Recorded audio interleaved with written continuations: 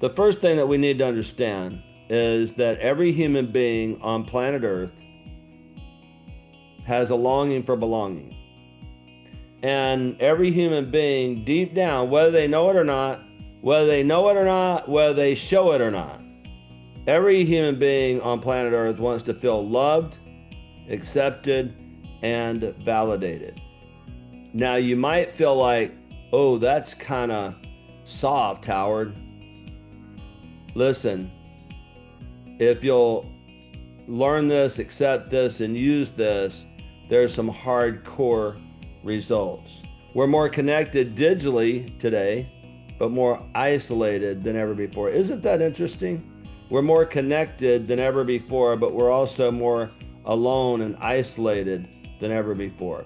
And what I have found is that there are plenty of smart, humble, hungry young people. Today, unfortunately, our culture is being influenced. How many of you have heard that leadership is influence, nothing more, nothing less? That's John Maxwell 101. Leadership is influence, nothing more, nothing less. And the way you gain influence in someone else's life is by adding value to them. When their phone is, they're getting more value from what's on their device, on their screen, than what you're providing or what the culture is providing. You're not doing it for them, you're doing it with them. And then, yeah, you got a problem. And the problem is that most companies aren't exercising the kind of leadership and building the kind of culture that people want to show up for. Think about that for a second. People who are eager to go to work, that the strangers on the screen not only don't know you, they don't care anything about you. The people that you think you know in media, you don't really know. The idea here is help people get what they want, understand what their goals are, help them develop a vision for their life, help them develop a vision for their future. Several years ago, I don't remember the date now, Facebook was founded in 2004, but they changed their mission. Maybe it's 2016, but they changed their mission statement to give people the power to build community and bring the world closer together. But again, we just looked at the fact, we all know that with the rise of social media, now AI, that it's not giving people the power to bring, to build community and bring people together. People are more isolated today. And the reason is that a virtual community is an oxymoron. So what we need true community in our businesses. But guess what? This is a foreign subject. It's like people talk about community, but they're talking about Facebook group. I'm sharing something with you today. You're just not going to hear anywhere else because most people don't understand this.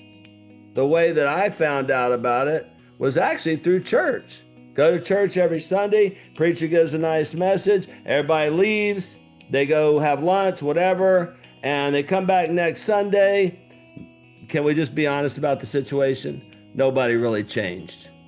Because one-to-many gives information, it might inspire you, but if you don't have a community around you to support you, encourage you, and help you be accountable to walk out that inspiration, then you're going to be back in the same spot every Sunday. I'm just using church as an example. Could be anything. It's a company. It's a volunteer group. But true community happens in person. And my definition of community is a group of people that share the same vision and values. I learned from one of my early mentors, the guy that I learned all this stuff from, he said this. He said, vision plus vision equals division. If you have a vision and your team member, your employee Somebody on your team has a different agenda, different vision because you haven't effectively communicated or your vision isn't compelling enough. And I'm not talking about big necessarily. Oh, we're going to, serve this many customers and we're going to grow and we're going to have all these locations. No. I mean meaningful, a meaningful vision, a vision that I can be a part of, a vision that includes me as a team member. What's my role? How do I get to make a difference? But we're stuck in the old command and control. Just do what I tell you to do. Don't ask me why. Dumbest thing you could ever say. I've said it until I learned this. Because the why is the most important, is way more important than the what. If you teach people why you do what you do, they'll find a way. And then if you want to, and you should, create systems, this is the way we accomplish the why, then you're golden. So we'll keep going. I'm going to give you 3 keys and 6 things that you got to do. Okay. Now, going back to Mark Miller with Chick-fil-A, he wrote a book about high-performing organizations. High-performing organizations win the heart. You don't have to look very far to find the data on this, that you will make bigger profits. Again, going back to the Gallup poll, 240% increase in performance-related outcomes. That means results. So here's what Mark Miller said about high-performing organizations. Again, VP of Operational Excellence at Chick-fil-A, a multi-billion-dollar corporation. Build community, a place where you know you love and are loved. Share ownership. Again, people support a world that they create. Foster dreams. There's a great book by Matthew Kelly called The Dream Manager. It's actually a parable, but I've seen it to be true. Like, you can talk to any one of my team members and they'll tell you what their dream is, and they're planning on making that dream happen through supporting me. It's a phenomenal thing, like, truly. So my bigger definition of community is a genuine community is a group of people that belong to one another. True community is a group of people that are committed to one another in every way possible. They share the same vision and values in life. They care for one another deeply. Someone you're in community would get up in the middle of the night for you for any reason. I don't have to worry about people not answering their phone. You know why? Because I don't abuse them. I respect them. All of business is about relationships. It's the quality of this relationship that matters most. A relationship characterized by mutual respect and confidence will overcome the greatest adversities and leave a legacy of significance.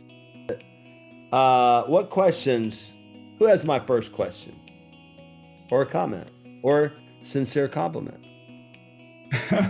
So I'll ask you a question and give you a sincere compliment. I think this was really inspirational and really meaningful today. And I'm grateful to you, Howard, for coming on and talking about it.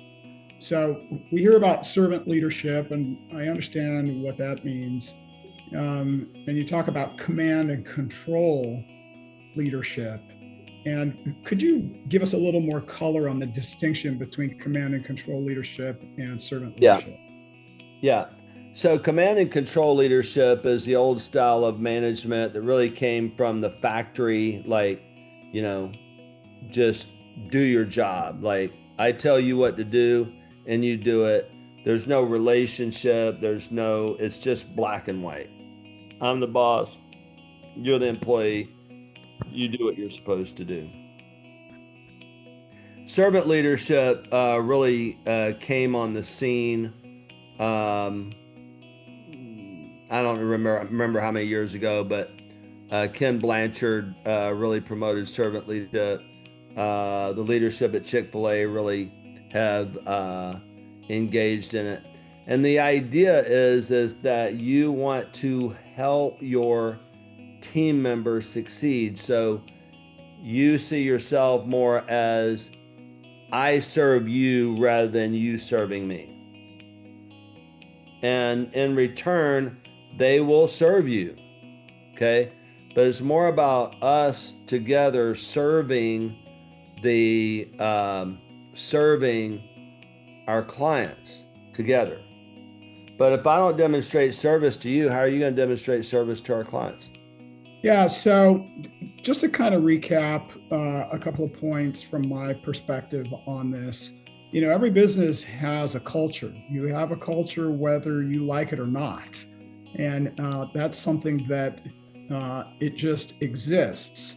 And so the question that I think we as business owners need to ask ourselves is whether or not our culture is something that has been developed by our design, something that is, where are you going? Am I that boring? Howard got up and left. Okay, that's fine, no problem. So anyway, is it by culture? Is it by design? Have you built your culture with purpose? Is it something that has been developed deliberately? I think that for most companies, it's something that has basically been developed by default, and that's a little bit dangerous. The culture that grows by default is kind of what happens, what grows into the cracks in the silence when no one's really paying attention. And then we run a risk, of course, that dysfunction starts to creep in, and God forbid, turnover. We could have some quiet, departures from people. We don't like that. And unfortunately, a lot of leaders are so hyper-focused on the service that they're offering that they don't really think about the cultural issues internally until when? Until something breaks, until hiring stalls. So please think about the type of culture you want. And there's all different types of cultures, business cultures out there. You can read about them. But what I got from Howard's statements today are that people need to be seen, they need to feel valued, they need to feel like they matter. And I think that's especially true now in the age of remote work. So if they see a company that just celebrates systems and processes, but not people or progress, you may have a problem. So I propose that you don't look at culture as just some vague soft skill. It's a business strategy. It's a profit strategy.